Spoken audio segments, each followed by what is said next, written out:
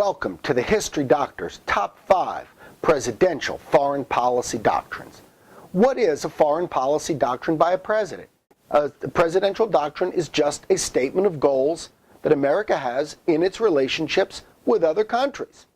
First, we'll share a broad overview of the top 5, and then we'll break each one down. The number one most significant presidential foreign policy doctrine in our history was the Monroe Doctrine from 1823. 1823 divided the world into Western and Eastern hemispheres and told the Europeans, keep out of our neighborhood, of our backyard. So it divided the world into East and West. The second one is the Roosevelt corollary to the Monroe Doctrine.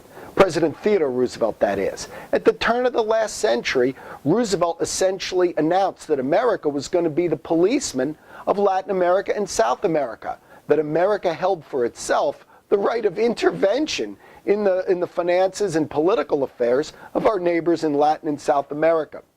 The third most important foreign policy doctrine is the Truman Doctrine. That's 1947 and really was the benchmark of the policy of containment.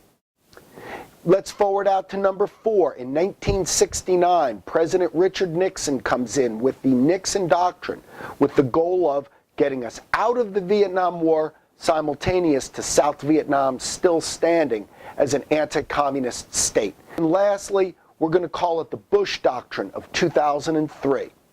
President Bush declared war on the axis of evil and gave America the political and moral authority to overthrow and regime change any nation in the world that harbored and supported terrorists.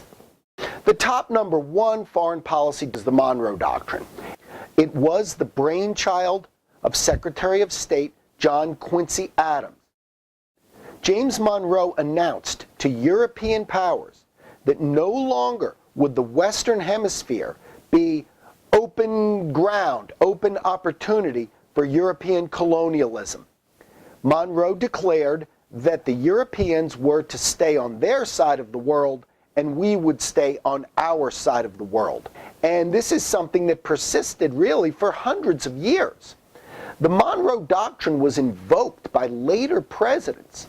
For example, in 1845, John Tyler invoked the Monroe Doctrine as a reason for saying that Britain could not hold any possessions or territory in Texas. John Kennedy invoked the Monroe Doctrine in claiming that the Soviet Union could not have any kind of military presence in Cuba. About 1902, President Theodore Roosevelt essentially declared that America would be the policeman of Latin America and South America. President Roosevelt gave America the authority, political and moral, to police the financial and political affairs of all of our neighbors to the south. Some nations in Latin and South America regard us with great suspicion as the big, powerful gringos of the north. Roosevelt's corollary did establish American dominance, financial dominance, and many times since 1902, American Marines were dispatched to some Latin or South American nation to restore order there after some tumult. President Harry Truman's Truman Doctrine is the benchmark of containment. Essentially, the Soviet Union was threatening Greece and Turkey with internal revolts and insurgencies to bring down the pro-Western governments in those nations and install communist governments instead. The Soviet Union has a fleet in the Black Sea. The only way out of the Black Sea is through the Bosporus Strait and the Dardanelles, controlled by Greece and Turkey. If America controls Greece and Turkey, or its friends do, then we can bottle up the Soviet Black Sea fleet, and it cannot reach the Mediterranean, and then the Mediterranean will remain a place of American and NATO dominance.